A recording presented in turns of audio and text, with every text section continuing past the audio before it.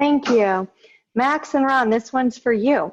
Just a few short weeks ago, interest rates for a 30-year fixed rate hit an all-time low, then climbed quickly back up to the highest since early January. Can you address the fluctuations and what you anticipate in the coming months? Max. So March was definitely a wild ride with rates. A lot of it started because mortgage backs dropped, rates dropped. There was this massive influx of refis, as everybody knows.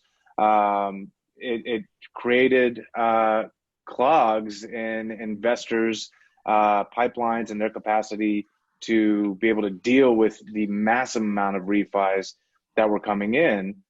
So you had a lot of investors, the majority of them actually backing off on rates and making rates worse to try to slow down business. Then obviously the virus hit and things started getting shut down. The Fed announced that they were going to, and I might be getting ahead with this, but it's all kind of related, but the Fed announced that they were dropping the Fed rate to zero. And that Sunday night, I had about 50 calls and text messages that mortgage rates have gone to zero, which created another influx. And that had to kind of be slowed down by the investors that are buying all these mortgages that we write. It's been interesting. A typical day for a loan officer, if you see mortgage backs trading anywhere 20 basis points, 25 basis points, that's a pretty big move in our world. This last 30 days, we've become accustomed to seeing moves of 50, 100, even 200 basis points a day. And so it's been somewhat challenging trying to navigate that. But, at the end of the day, rates are still extremely low. It's still a good time for people to buy. It's still a good time for people to refinance. It's just rates aren't 0%, and they probably never will be. I do expect as things start to settle down, we'll probably see rates not be swinging half a point, sometimes 3/4 of a point, and over a couple of day period. I think we'll start to get back into a range at some point of your normal kind of quarter movement and rate over several days. But I do think that rates ultimately will continue to stay low, around the 4% mark or under for quite a while. Thank you. Ron? Yeah, really very similar response, obviously, to Max. He's right on point. Rates are still at historic lows, maybe not as low as 3 weeks ago or so when the spike really just went crazy.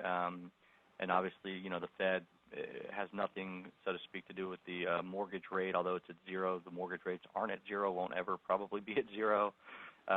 It's kind of two different factors, and so I think people just need to be a little bit aware of that. Those are more for short-term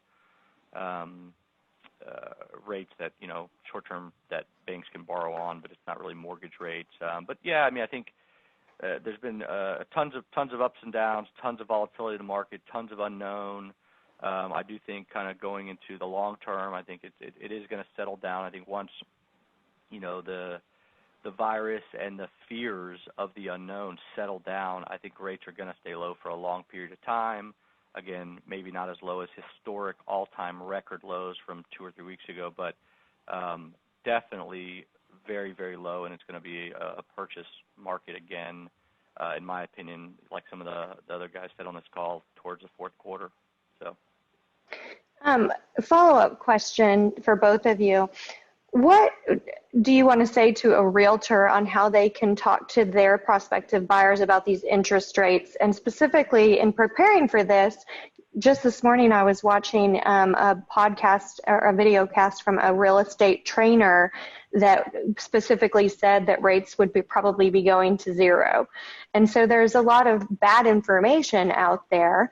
And so that 0% interest thing that is running around out there in the marketplace, how would you tell realtors and other people, other professionals in this industry, how to address that question with consumers or that comment?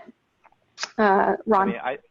I think pretty unrealistic, but I would love them to be at zero. I mean, if you think we're busy now, it'd be a real boom.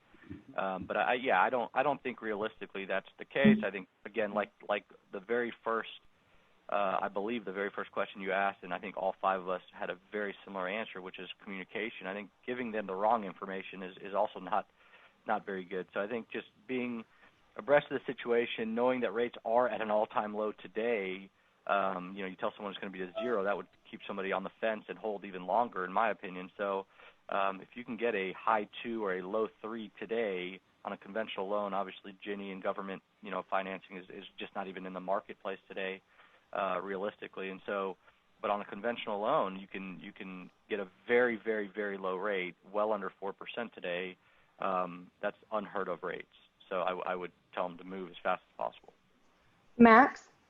I'd say that when it comes to realtors or other people in the industry, as far as quoting rates go, really probably really should just stay away from doing that and refer them back to a loan officer. Rates are changing every day. And we have plenty of instances where you quote someone a rate in the morning, and in the afternoon, the market swung and that rate's either better or worse. But I think it can get a little bit dangerous to start quoting rates to customers in this environment, because you're starting to set expectations. And if the market moves, and it's moving quickly both ways, you can set that customer up for disappointment. So I really think that you just need to refer them back to the loan officer when it comes to what the actual rates are.